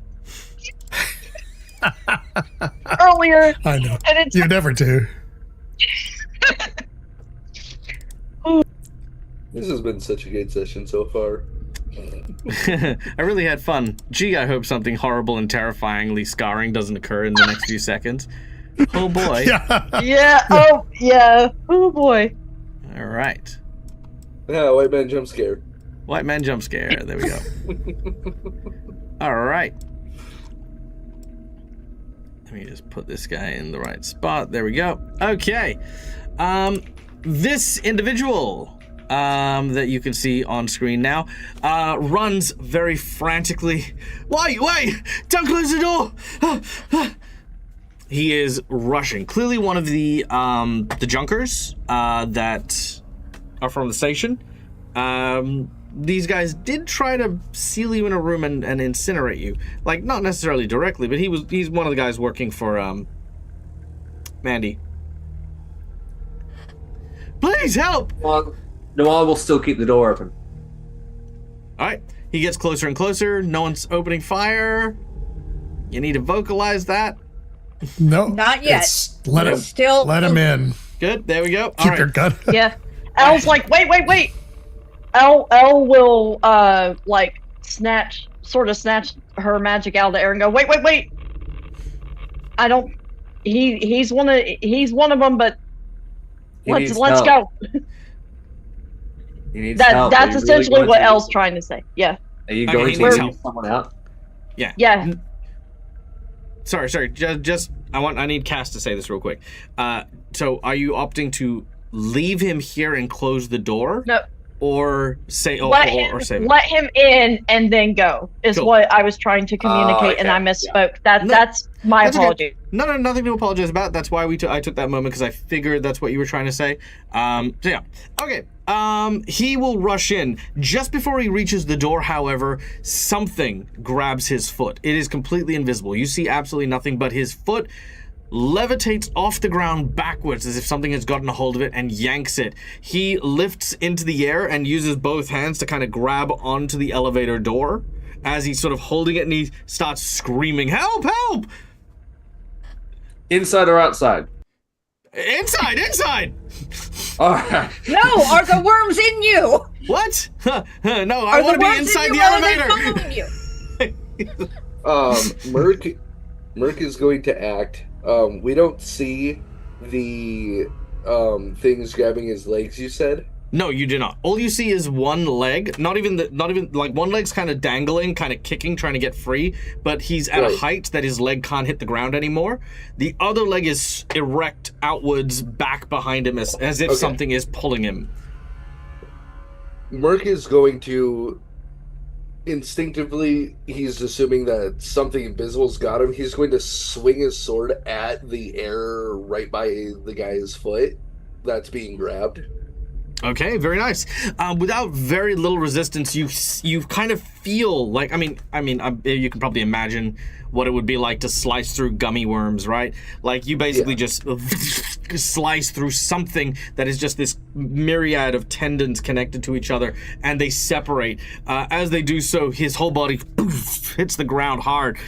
He scrambles forward, and inside, he basically backs himself as far away from the door as he yells out, "Go, go, go!" Close the door. All right. The door closes with a seal. Mercutio, you kind of look at your sword for a moment. You felt the resistance, But you look, there's no blood, there's no entrails, there's nothing.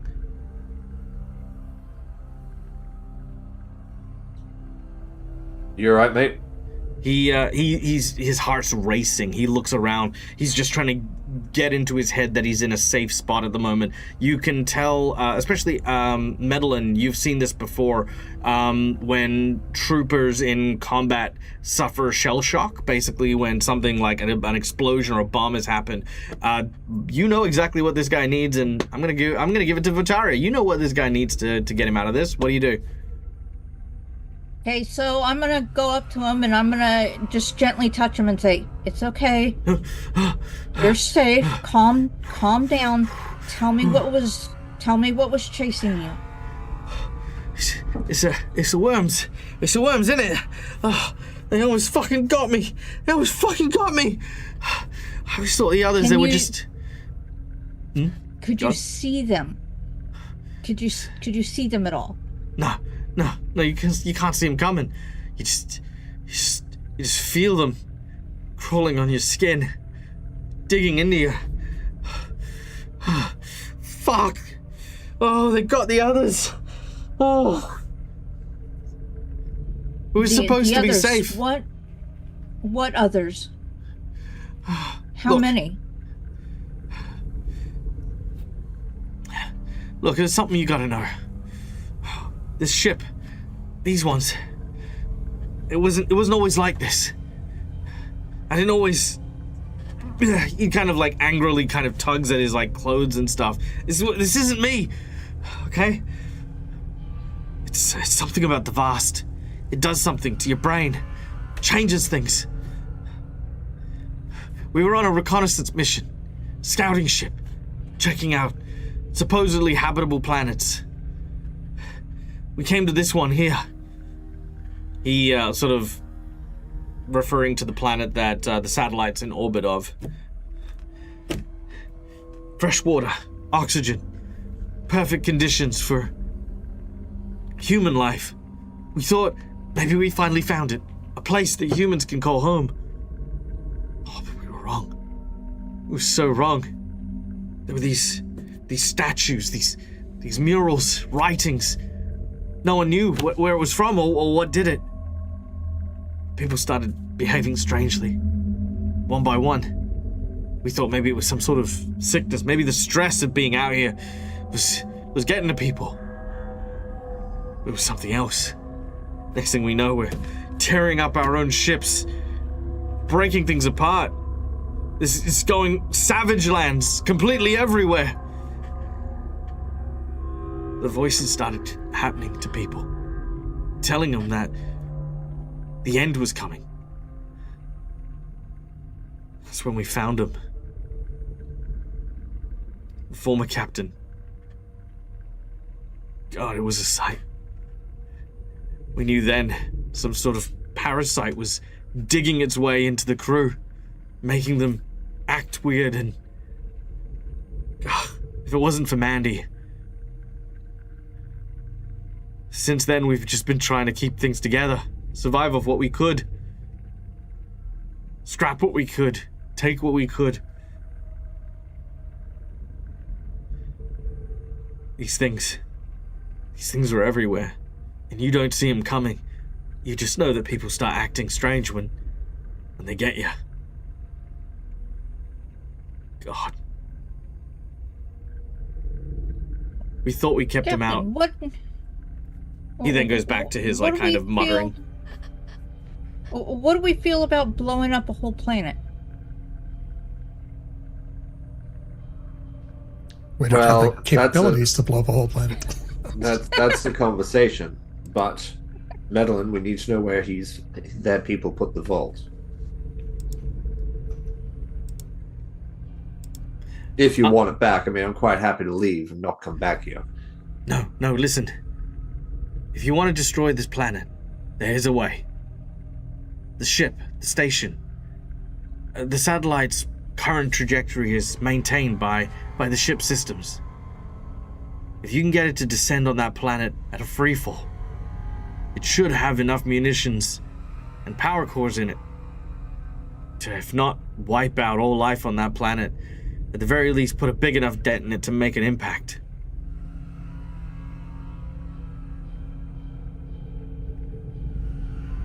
Okay, vault Well- first, destabilize that second. Let's get Carlene a second. Well, I'm assuming Are that you- we would be looking for Carlina as we're doing everything. Are you seriously assume.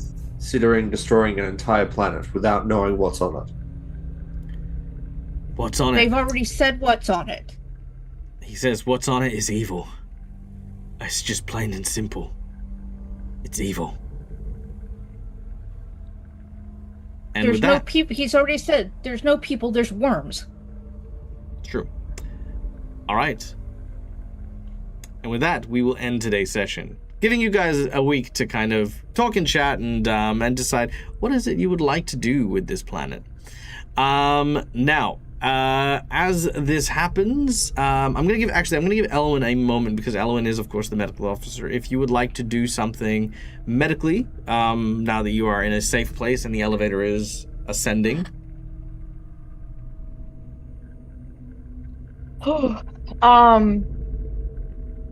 Out of all I'm assuming everything would have been totally incinerated after we blasted the corpse to all Oh, 100%. shit, right? There's maybe Okay. just some ash around the place, and I'll insert a moment where he hasn't really noticed the charred skeleton that's still in the elevator. Mostly because, like I said, his eyes are firmly fixed on the door, waiting for it to open or waiting for something bad to happen there. So he hasn't noticed. I can't really. Elwyn at this point is kind of muttering to herself, like she's not intending to be loud, but she is sort of stream of consciousness muttering. Can't get anything out of ashes. I've never been good at getting anything out of ashes. So many chances for samples, but then I'm like him, and on, and then she's going to take a breath. And this is me as a player catching up. There was no blood or viscera from when Merc chopped to get the guy free. On Merc's sword, no, there wasn't any. Okay. Could check the guy's leg. If you would like to. Could I do? Yeah. Sure. Can I look him over to see if there's anything? I would like to see if there's anything on him that I could kind of like put on a slide or otherwise collect without needing to actively take a sample from him directly. Sure. Make a medicine check.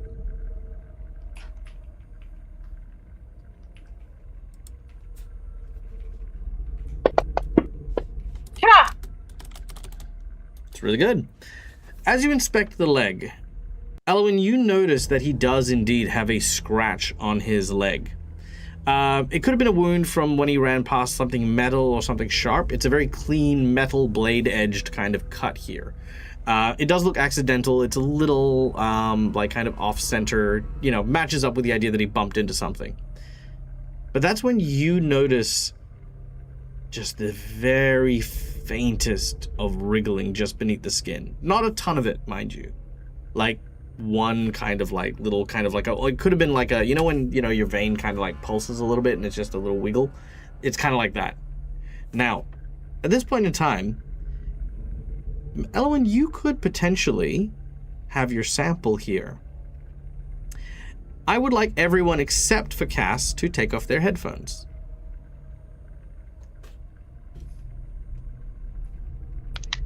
Oh, this is exciting. Okay, Cass. Yeah. You have 3 choices here, and I'm not going to tell the group what you're going to choose. You can Okay. remove the worm, show it to the group, let them know that it's this invisible worm that you have. Number 2, you can leave the worm to gestate inside this guy. Number 3, you can try to extract the worm and keep it for yourself and not tell the others you have it. Oh. So those are your 3 choices. You can leave it be, extract it and tell the others, or extract it and keep it a secret. What would you like to do?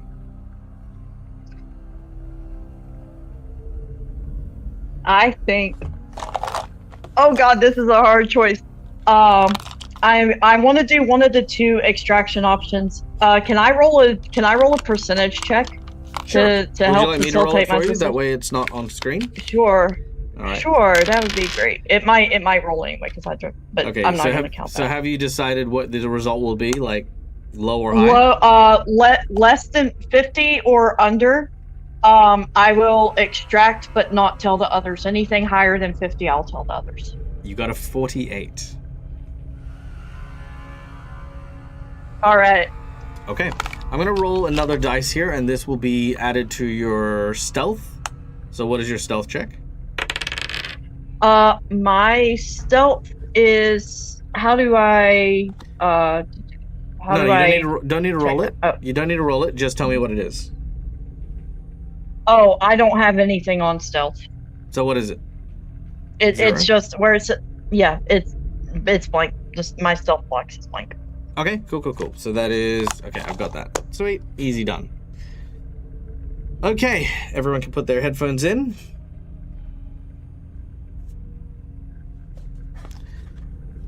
Okay.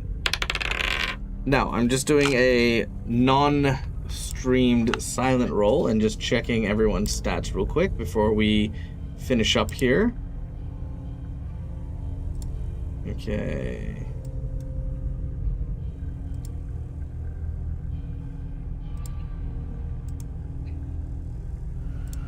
All right. Well, Colina's not there, so I don't need to worry about you and Gareth. All right. Gareth. Elowen seems to be acting a little odd while she's doing the inspection, but then she seems to pull out her tools and her kit. She begins to treat what looks to be an open wound on his leg, healing it and stitching it up pretty neatly, as you expected Elowen to kind of do. But there was a moment where Elowen just kind of it seemed like she was looking at it a little too long, especially for something that was just a cut. Everyone else, it's pretty standard, Elowen, you have finished up and you suture the wound very, very well. This is where we're going to end the session as the numbers begin to click upwards and then eventually, bing, brings you to the surface of our scrap planet. And we will return next week to figure out what our heroes do as they go out and seek Noir's ship. Thank you so much, everyone, for listening. Thank you so much for watching. I hope you guys had fun and enjoyed today's session. We went a little bit over time, but we will, hey, we had fun. We did the thing. We set up all the cool, spooky things. It was a shame that we did not have a Carlina here today because, of course, this entire section of the adventure came courtesy of a donation from Malakisa for a Vast Grim-inspired adventure. Gareth, actually, Steve, you who here has played Vast Grim? By the way, I know Steve has, but has anyone else played Vast Grim yet?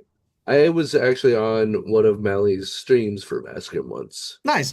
How do you guys feel about the story and this vibe so far? Is it feeling a little Vast Grimmy? Am I hitting the right marks? Yeah. Oh yeah. Pretty close. Yeah, I mean, it's very gritty, grimy, not niceness, and that's how I'm feeling that. Even with the digital space aspects. Cool. I'm glad because I really wanted to kind of hit the nail on the head, especially if we're doing that one. Yeah, I'd say. I mean, you're definitely hitting the vibe. I mean, they're different systems, different styles, but it's but vibe-wise, absolutely. Nice, love that. And don't worry, there's still a little bit more for Mally to enjoy as well, so Mally won't have to miss out on absolutely everything that we're doing for their donation, which would be a horrible shame. But guys, my name is Mike. I'm the Diddles Gamer. This is my place. This is my face. You can find it here a number of times during the week. We will be back on Wednesday for Season of Ghosts, so be sure to tune in for that. But in the meantime, as always, stay safe, stay wonderful, be kind to each other because why the fuck not is free. And until we meet again, game hard or die trying. Good night, guys.